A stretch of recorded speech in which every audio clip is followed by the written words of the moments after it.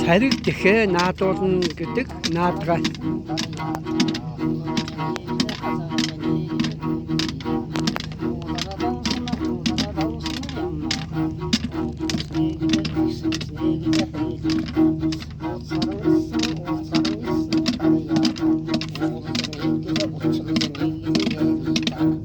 За, ихснийг цай уух гэдэг юм. Амарсаа. Ичгүүж аваа.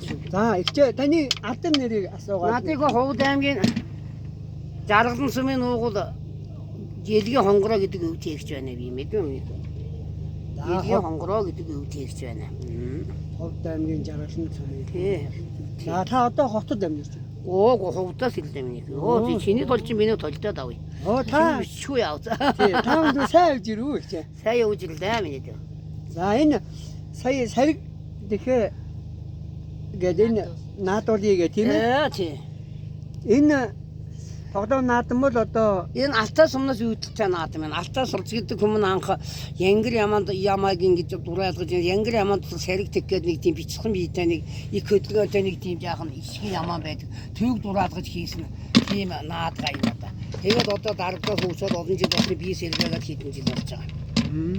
Хоёр хаанхын хүүхдүүд үү? Би нэг жоохон цай уух гээ. за тааман сайхан цайлж.